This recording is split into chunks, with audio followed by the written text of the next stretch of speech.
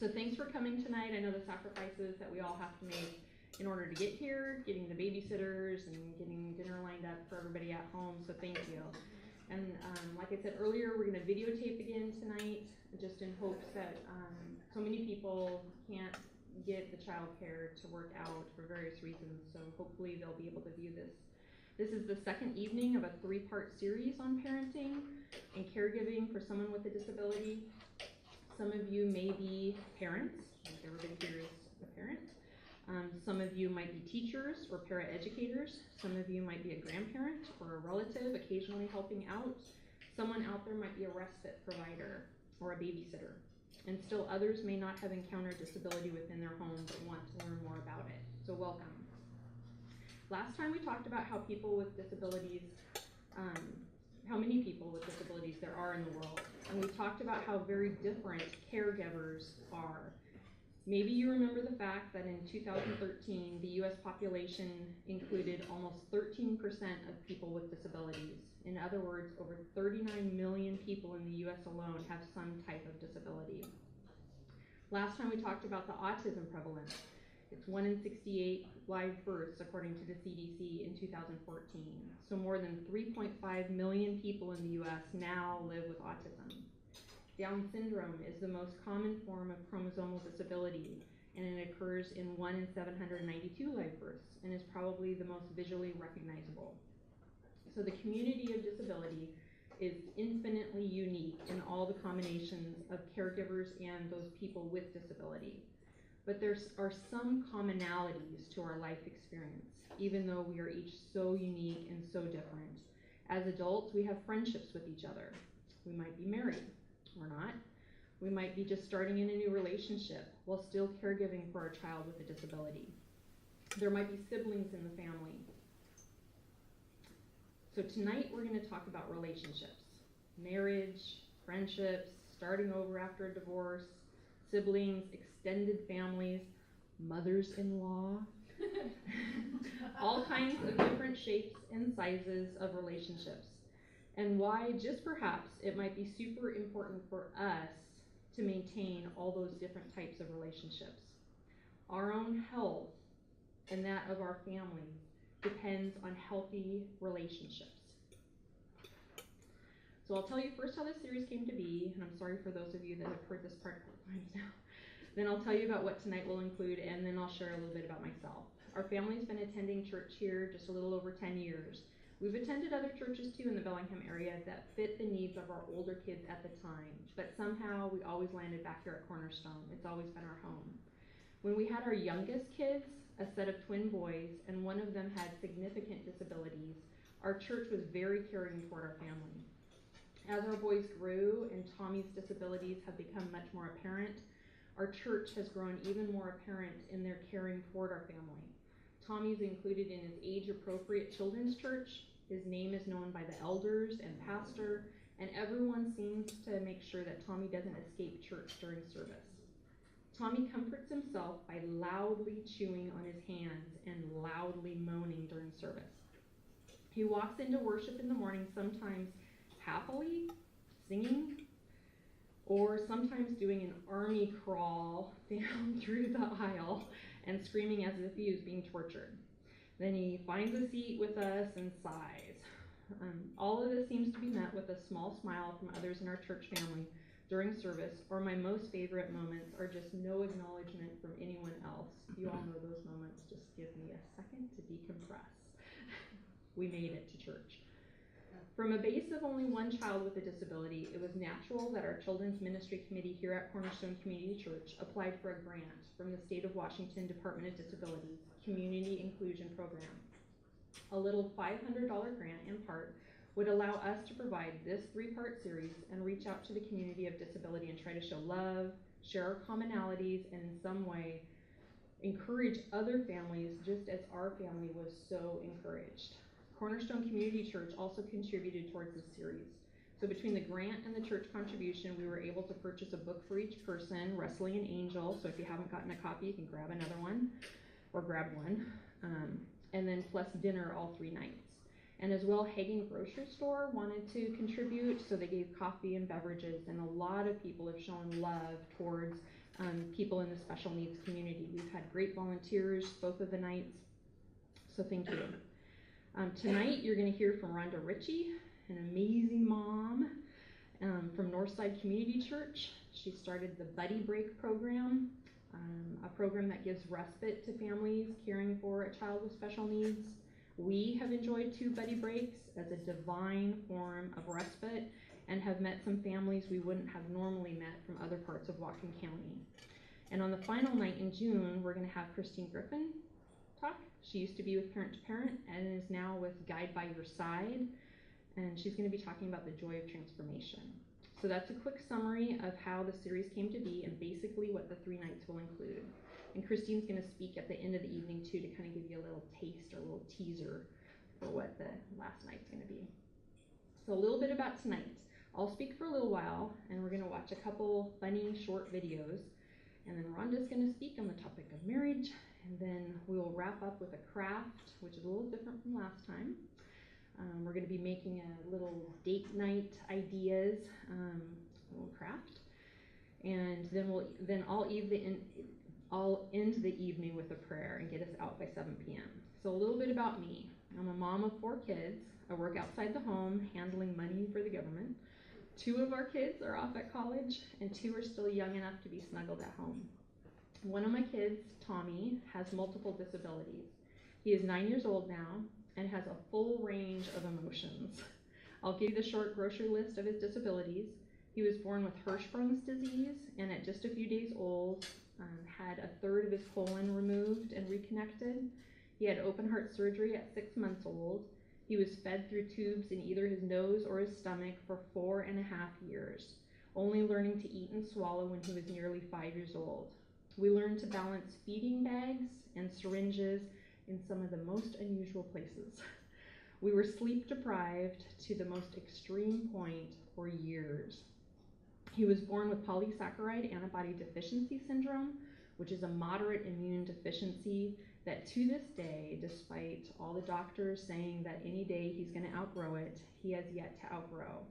So his bone marrow doesn't produce the T and B cells necessary to fight off protein-based infections, which means a common cold to you or I turns into pneumonia and has nearly cost his life twice. He uses technology to communicate. He's completely nonverbal and uses modified approximate sign language. So Tommy may never say, "I love you, Mom and Dad," verbally, but he gets that point across just fine in his own tender ways. Tommy is 9 years old and he's still in diapers. And at 60 pounds, that gets to be a wrestling match at times, and it's a public health issue every day. He's a wanderer, and he's been returned to us in a sheriff's car once by a neighbor after a separate neighbor had picked him up walking down North Star Road. When he walked away from a spray park last year in Bellingham, there were numerous police officers that thankfully responded. His wandering ways have somewhat been controlled through GPS that he wears when I sew it into tank tops and use a smartphone to track exactly where he is. And his last, and we feel his least disability, is Down syndrome. In many bargaining sessions that I've had with God, I've asked for the Down syndrome to stay because that is what makes him him. But please, Lord, take the medical issues and all the pain that comes with that away from him. But alas, in God's sovereignty, Tommy and mine and yours is the plan that Tommy is on with God is more about the suffering drawing him and I closer to the Lord. It's not a test. It's not because we've sinned in some specific ways, as we talked about last time. This witness is to suffering, I have learned, and is to draw me closer to God. It's taken me almost 9 years to learn this. I was tempted to read all the data about Down syndrome and Hirschsprung's disease and to double and triple speech therapy appointments because he wasn't talking. I became really anxious in all of that. But the harder lesson through all these years has been to be still and quiet and draw closer to God. So I describe myself tonight, hopefully so that you can see pieces of yourself and your child in my story. We're all more similar than we are different. I may have more in common within the disability community with Julie as a parent to a child with autism than to Rhonda as a parent raising a child with Down syndrome, because Tommy's behaviors are more often than not more similar to autism. So an event like this gives us one more opportunity to meet one more person, hear one more story, and possibly make one more connection to joy or trial we are sharing. So the first article in the folder is the one that I had just mentioned, Obedience Without Answers. And the next article in the folder is United We Stand, the impact of disabilities on marriages. I'm sorry about the font on that second page in there. It's really tiny. But on the impact of disabilities on marriages, we've all heard the statistics that 1 out of 2 marriages will end in divorce when raising a child with a disability. And there have been many studies that refute the claim also. But no matter the data, we all understand there are stressful effects on marriage. There's a higher financial stress, more therapies, more deductibles for insurance, more costly need for caregivers. Some of us require caregiving help 24 hours a day, 7 days a week. There is the effect of zapped energy on a marriage. Many times I catch myself pouring my attention into Tommy because it's oftentimes needed and getting really, really drained, to the point that there's nothing left for anyone else in my family, and unfortunately not the best for my husband or cousin.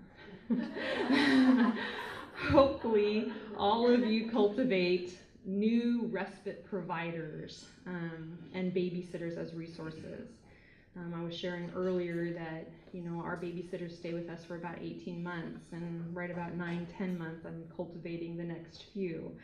So just trying to get that list down, B, C, D options, so cultivating a list of respite providers.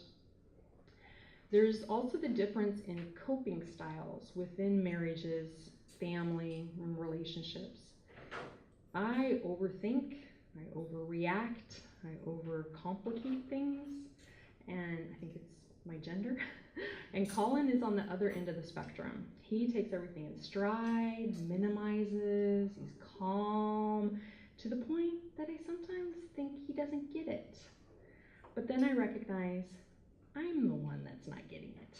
I need to remember to moderate and not pour all of my energy and attention and complex thinking into Tommy. And then there's the extended family. And sometimes if you're really, really lucky, you might have a grandma or a mother-in-law that will give you an hour or two of respite maybe once a month. And it's great when that happens. It's terrific.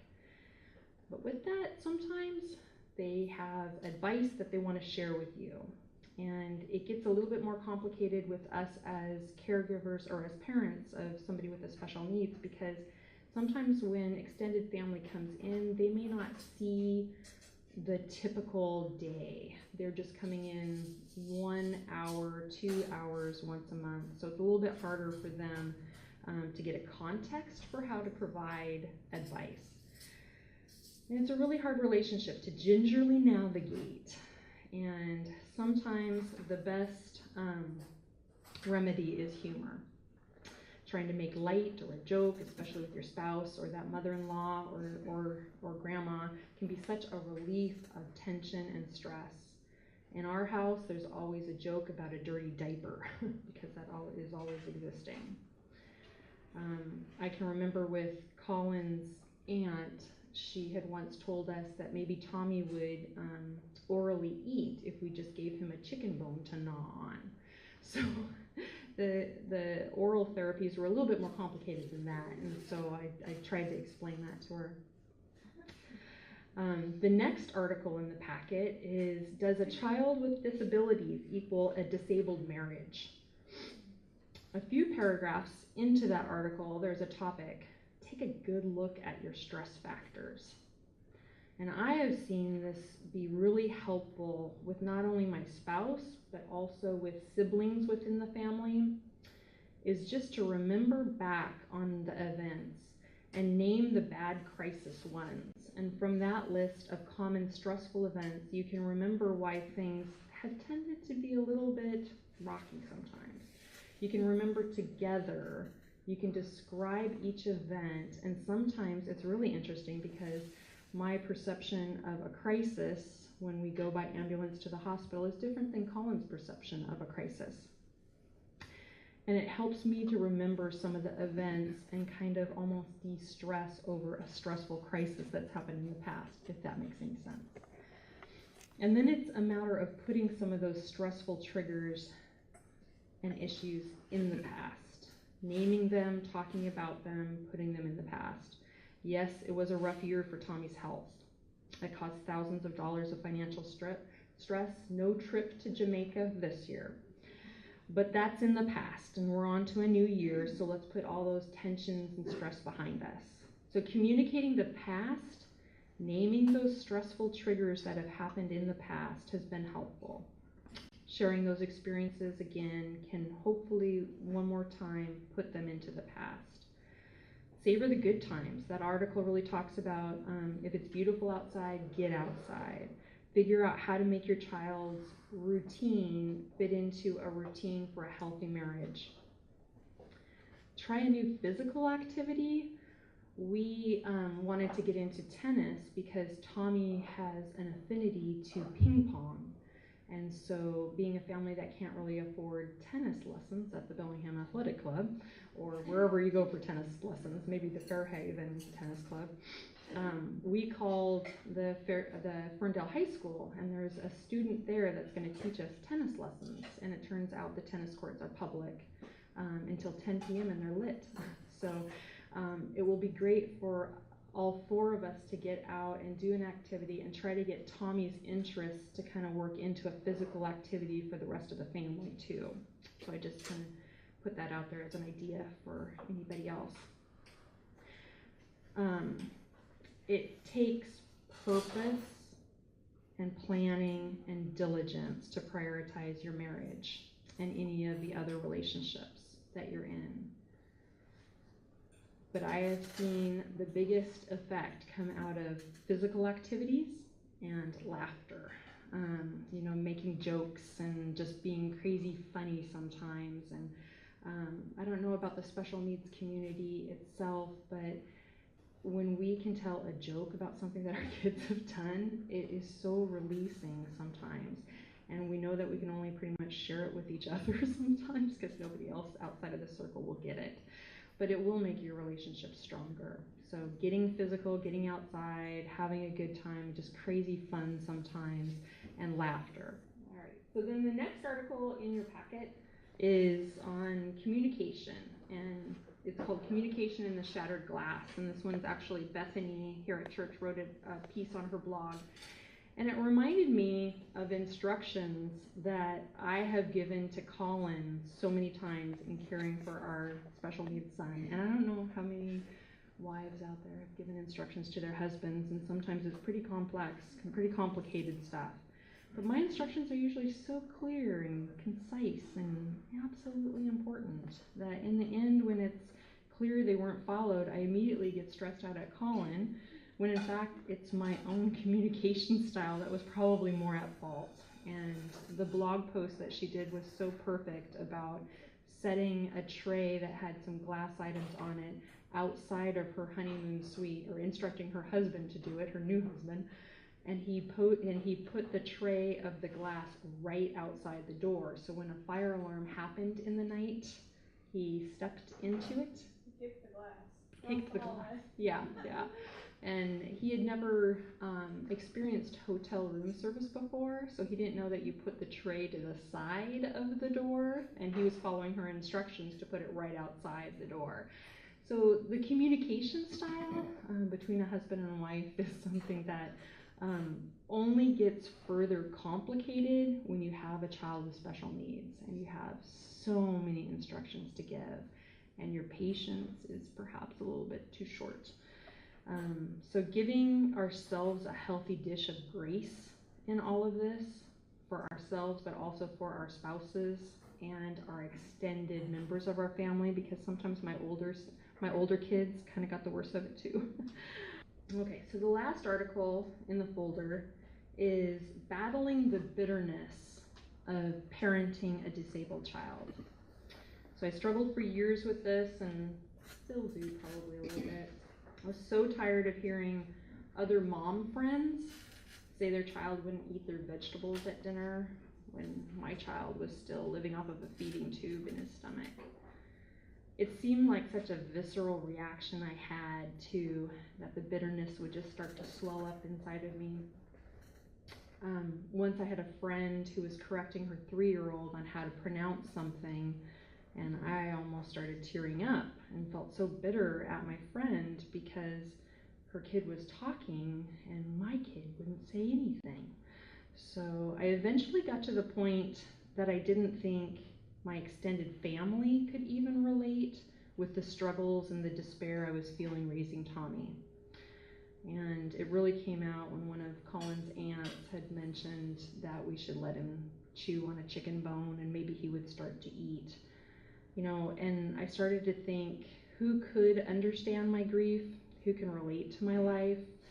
Who could possibly know the pain that I was walking through while watching Tommy suffer through illness and repetitive near-death moments? After a few very large pity parties that nobody else came to, I now understand Proverbs 14:10. The heart knows its own bitterness, and a stranger does not share its joy. Our hearts, my heart, is designed to feel both joy and sorrow. And that exactly how I feel it cannot be fully felt by another person. So anytime I share Tommy's story and I don't see somebody else bursting into tears, because I feel like I'm going to catch on fire when I tell Tommy's story again, I have to realize that is my own story and my own joy and sorrow, and somebody else might not have that same visceral reaction. So Proverbs 14:10 helps me get through that. There are limits to human love. And if we rely solely on human love for our comfort, we can grow bitter and hard and distant from other people that we're trying to strengthen our relationships with, just because we're so into that feeling of disappointment. And I did that. Luckily, I believe in a God that knows me more than I know even myself.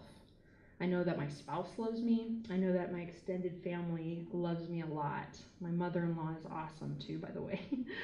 But it's only God's love that gives me the strength to care for Tommy. Thank you for the laughing video before I came up. That was great. So this is proof that we are more alike than different, because some of the things I have to share are some of the things Sandy shared. So I'm Rhonda, and I'm just going to share a little bit about me, and I'm thankful for you asking me to be here, although I don't feel qualified to speak. So I'll share a little bit about my family. I'll even pass around. I am married to Jeremy, and we have 3 boys, Landon, Larson, and Lincoln. Landon is now 11, Larson is 8, and Lincoln is almost 7. He'll be 7 next week. Why are we laughing? Okay. That's her family too. And it's her house that it's taken out, so she can say that. So in order to, I might scoot this back there. In order to talk about kind of me and where we've been, I want to start with when he was born and end with where we are now, and just a couple of things that have worked well for us or not over the years. So I'll try not to cry. I'm really not very good at this, so bear with me. I might skip parts, and it might end up being very short. Lincoln was born when Landon my oldest, was 4.5, and Larson was 1.5. And we had just moved into my parents' house because we were going to build a house. So we sold our house. I was like 7 months pregnant at the time, I think.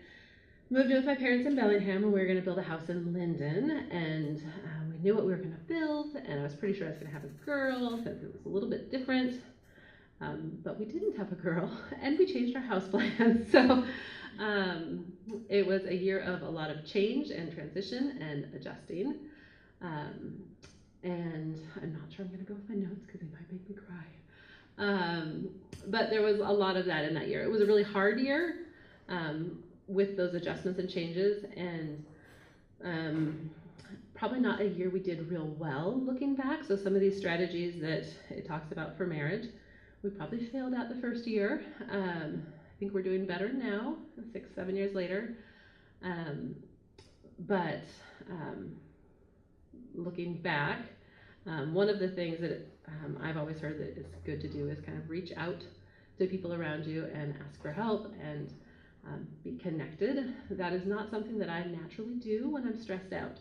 So naturally, I would have completely pulled back and just kind of hunkered down and figured life out. But because we were living with my family, we couldn't do that. So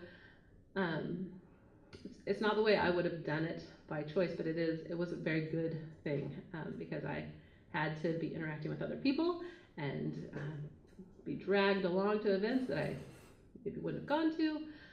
So that was a good thing that we didn't necessarily do well, but it was kind of forced on us in a good way. And we have some good memories of those times together, our boys especially. So I don't know if you have anything you want to share from that time. I'm putting you on the spot, I know. Sorry.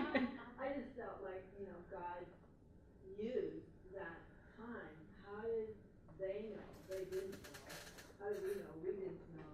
But when they had to go to the hospital in the middle of the night or whatever, the boys still had a sense of stability. So the Lord just engineered that for that year. It's pretty amazing. Yeah, it was good on all of those fronts. So we moved into the little one bedroom, and they were very gracious. They were very gracious. They have a mother-in-law suite who someone teaches piano lessons out of. So they literally had 2 twin beds in the tiny one little bedroom apartment that they would sleep in at night, and then they would come in during the day because someone was teaching there, and then we had all of the rooms at the back. So they were more than generous, and it was a blessing for sure. Like I said, we didn't do all of that year well. Jeremy and I were probably coming from different places. We both adjusted at different speeds. I don't know if that's a typical thing. And it's taken us maybe 6 or 7 years to figure that out. And just to that communication piece, I don't know if I'm detailed, but about my kids, I probably am, kind of like you mentioned. And I think I've also had to learn that I would like to dialogue through everything. And sometimes I don't need him to dialogue through everything. I would want that, but I need to learn to back off sometimes too, I think. So my mom's laughing because that's probably been true throughout my whole life. So, but that was, I think, an area that we are different in, that we needed to kind of start to realize also. Totally not going on script, Mom. I practiced with her a couple of times and lost it. So,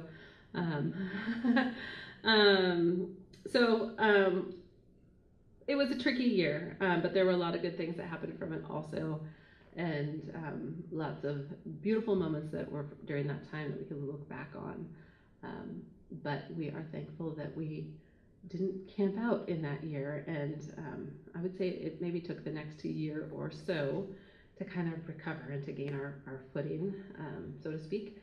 I have told other people that, that first year that we moved to our own place, like I said, I'm kind of a communicator, and I think I needed to learn that sometimes sitting and watching TV at the end of the night, that's a good thing. Like, that might not be like where I want the relationship to stay, but that was a good, like, moving forward, because it was just such a hard year, and it was there was some grace and space in those moments, so that was good. Like you said, there are differing statistics on stress levels and on divorce rates and all those kinds of things, and I think we would probably all agree that stress is higher, whatever the statistics are.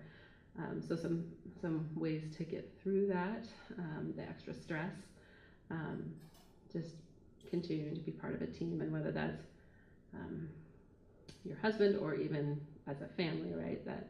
That sense of working together and spilling one another off, paying my oldest son to keep an eye on my youngest, even though I'm there, just so he can help out a little more, or butting heads with my youngest all day long, and being able to ask my husband to go do bedtime because I need that break, that sense of kind of spelling one another off, I think has been good, and sometimes we probably do better than others. And you mentioned grace for both yourself and your spouse. I think that's really important. You know, there are going to be things that we do well and things that we don't do well. Jeremy's a great cook. Jeremy's not a fabulous dishwasher. So giving him grace in that area. But he's also a great grocery shopper. So I guess seeing one another's strengths and being okay with the fact that he's not a dishwasher, you know, giving the grace, or a toilet cleaner, not really a toilet cleaner either. So giving grace in those areas that aren't their strengths, and just really appreciating the things that they can bring to that is good. And then my next one was giving yourself grace, and the most tangible example for us is our iPad. So we didn't go out to dinner a lot when they were much younger. We still don't go out to dinner a lot, but when we do, we take our secret weapon and we go and we order and we sit at the table as long as we can as a family, interacting and talking. And then when Lincoln has finished his food and he is ready to be done, we sneak out the secret weapon and we turn on Netflix, and he finishes watching TV while the rest of us still enjoy dinner out. And what's that? Other people do it. I don't feel like a great parent when I do it, I'm not gonna lie, but we get to all go out to dinner, so it's a good thing. And I haven't, if you have some expertise in this, I haven't yet figured out how to tell my other boys why it's fair that he gets to watch TV while they don't. So if you have advice on that, let me know. But we all win because we get to go to dinner, and we've done something very similar with extracurricular events like hockey or swimming, or just when we've gone out to other things that are for the other boys, because you want them to have some of those same experiences that their friends or schoolmates are able to do. But it's really hard to take Lincoln to the hockey arena and either chase him the whole time and not watch what Larson's doing, or it's tricky. So again, our secret weapon comes out, and wasn't sure I was going to say this, but I had one older gentleman who, when I was walking away, he told me I was doing a really good job. Do you see the iPad beside me? Really? You think I'm doing a good job? But that was, obviously, he had a lot of grace. So, and then two that we don't do real well probably yet are the reaching out. I'm not fabulous at that. Again, I kind of like to hunker down. So that's one that I would like to say that I'm going to work on, but I don't know. I don't know if I'm going to work on that. There's something, I guess, vulnerable about reaching out, but I think that I do think it's important to have people around you supporting you, and maybe part of that is I also am working outside the home, and so my mom watches Lincoln one afternoon a week. Lincoln goes to school. I'll get to what Lincoln does in a little bit, but we do have my mom watch Lincoln once a week, and then we have someone who comes in 2 afternoons a week. And maybe that's not reaching out the way that they mean, like social connectedness, but it is nice to have that extra support, because it means that I get the vacation of going to work, right? I like work, and it's not a vacation in the traditional sense, but it does give me a chance to think full sentences and just do something different. So surrounding yourself, I think maybe I don't reach out, but maybe surrounding yourself with a support system, I think is important. And then also the other thing that we're kind of working on is how to raise, protect, grow the older boys, and not overprotect them, because there are lots of safeguards that we have in place in our life, just to keep Lincoln safe. I'm sure you do, since you have a runner also, and Lincoln's not running as much as he used to, but you know, we have a gate across the front porch, and when someone walks in, I say, "Did you close the garage door?" And so I do feel like our front I like to have it secured. And so how do I let the boys go across the street and ride bikes when I'm terrified of someone going out front? You know, like I don't think I've completely figured that piece out yet. But letting my older kids grow and test their wings and be on par with their age group, and not just keep them kind of secluded in my place and my space. And I think that's important. I don't know that we've done it 100% well, but we're working on it. And then also, I think my mom thinks we do this well, so that's nice of her, but giving all of the kids, but particularly those kids without special needs in your family, just the time and attention they need one-on-one, or even, you know, I took the older boys, Jeremy had Lincoln home on Friday, I took the older boys out for ice cream on the way home. It wasn't one-on-one necessarily, but we got to just sit outside and have ice cream. So doing those kind of things, we do try to take actually all of the kids, Lincoln included, but one-on-one 1 or 2 times throughout the year, which doesn't sound like a lot, but 3 kids and 2 parents, that's a lot in our family. And even just trying to be intentional about those moments throughout the day at home. So trying to give them that time and attention. And you know, I've heard also that some of those anxiety disorders come out more in siblings of kids with special needs, and I think that there's just that heightened anxiety, heightened responsibility, and all of those things. So where are we now? Jeremy works with Bellingham Marine. He's an IT guy. And I work at our church and do the children's program and buddy break, like you mentioned earlier. And Landon is 11. All the kids are going to Evergreen, which is again a big switch for us. But our boys, we're in Linden, so our boys should be going to the public school out there, and they did until this year. But we had a lot of trouble figuring out the right fit for Lincoln for schooling for this year, and we actually were going to be moving our oldest son there, who's going into 6th grade, and so we were trying to figure out a fit for him, and then just really enjoyed the idea of them all being together, and them the small class size and those things. So they're all there, and Lincoln goes for a half day, and he's in a typical classroom, and he has an aide, and I think he's doing well. His teacher, I think most days, thinks he's doing well. I think there are probably days where he's a handful, but I think he's doing well, and he's learning and growing, and other than that, they're doing typical things. Landon swims and does archery, and Larson's doing some hockey, and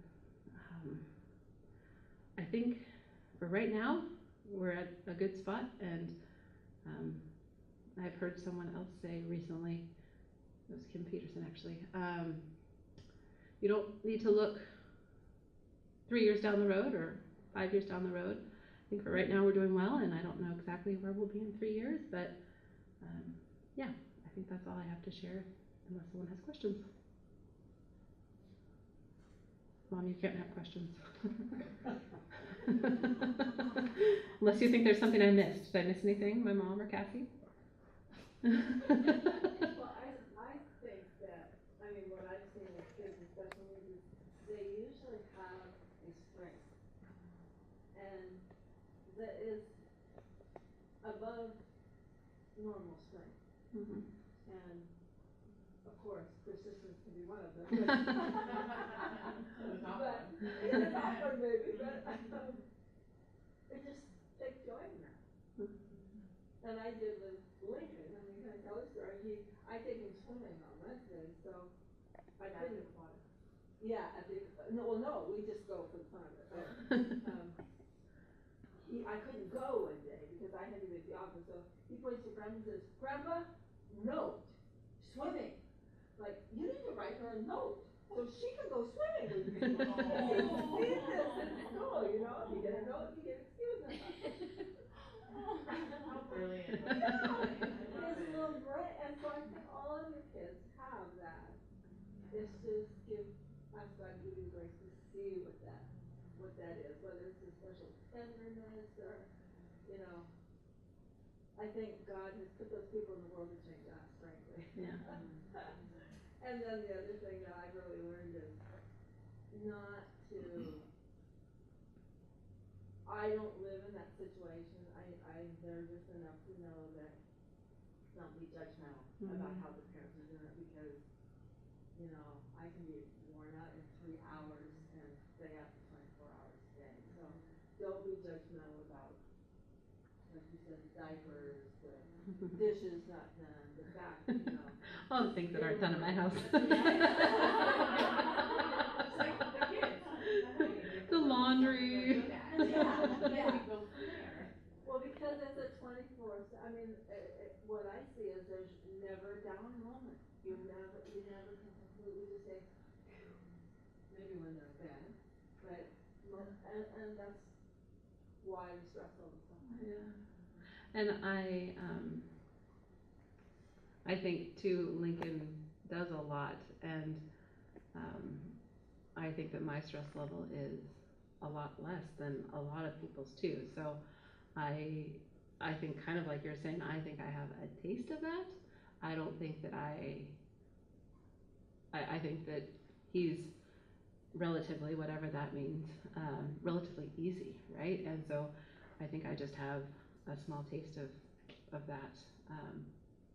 So if it was, the situation was different, I think maybe I'd have more to share too, but I think, you know, we certainly don't have it pulled together, and I think our situation is fairly easy, and even so, it's stressful, and you've got to figure out adaptations that make it work. So, yeah.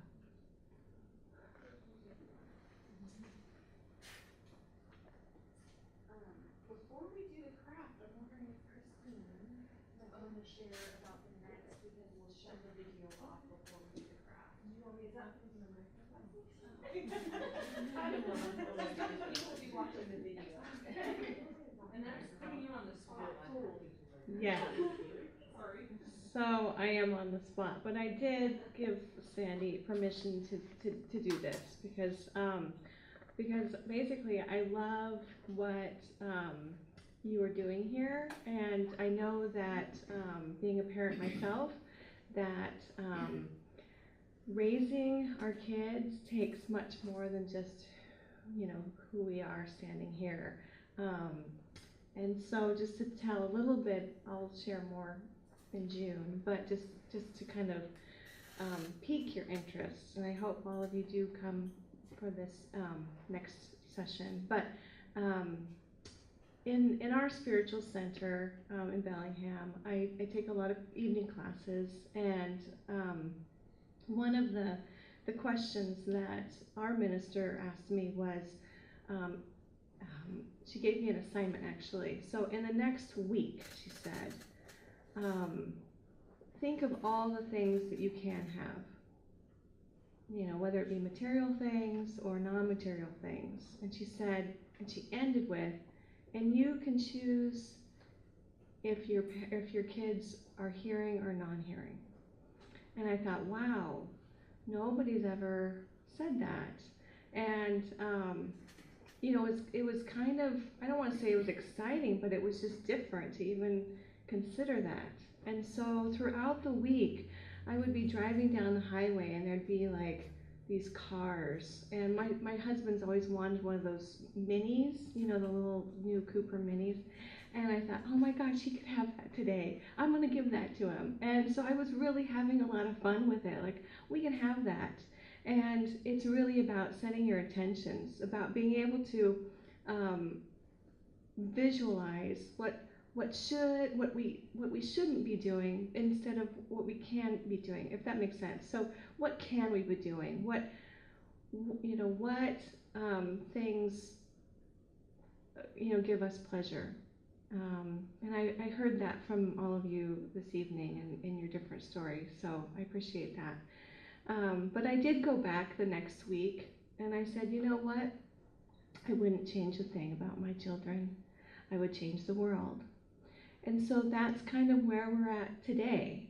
We're here because we want our kids to be able to be loved and be happy and have a joyful life experience. And that means that we bump up against those people that don't necessarily know our lives. And so how can we, through the grace, do that?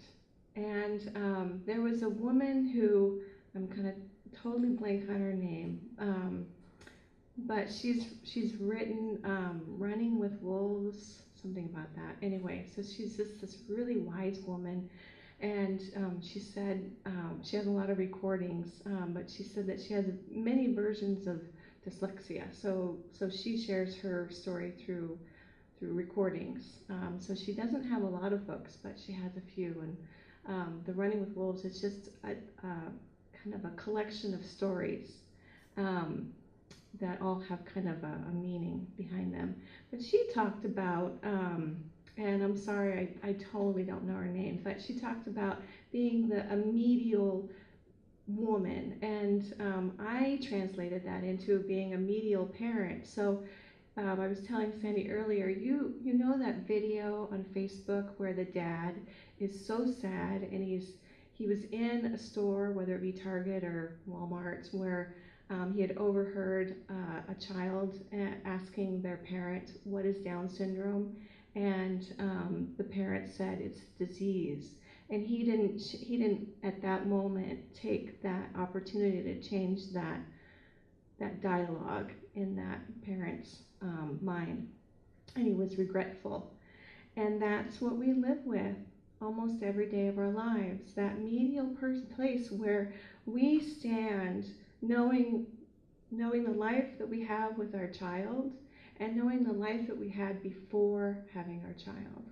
And that constant pulling and tug of war, and how do we live with that? And I remember when my children were identified with hearing loss, and we were in the throes of learning how to sign with them, learning sign language, and I was just like doing a bang up job, but I was so exhausted about going to the park and having to explain why I signed with my children. I just wanted to be a parent, just like any other parent there at that park that day.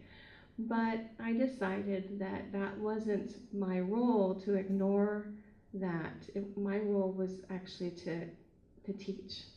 And so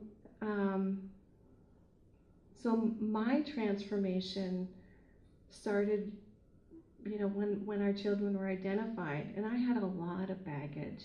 I am a daughter of a special education teacher, and I heard about these horrible IEPs that she had to write, and nobody followed them, and I'm also a sibling. My brother grew up with a lot of behavioral issues, and we didn't have a great relationship. So I had this concept of what special needs was, and I knew that I was not going to have that little bus come to my home. And I have two children who are on IEPs and who I have to go to these meetings and collaborate with these people that a lot of parents don't typically do. And so how do we go day to day through all of these experiences without changing? And so my talk will be about the joy of transformation, but honestly, I don't know what I'm going to say outside of tonight. So it will be a surprise. And it will be interactive. I'm not going to be here with a script. There may be slides because I do kind of go off. But I want you guys to be able to interact with one another, and whatever happens, happens. So anyway, I invite you to come back, and I invite you to share this information with others, because I think it's going to be a lot of fun.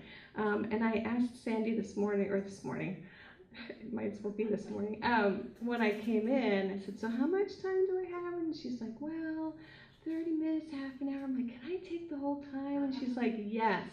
So I'm going to be in contact with her. So it might be half an hour, it might be an hour and a half. So you won't know, and I don't know either. So anyway, thank you.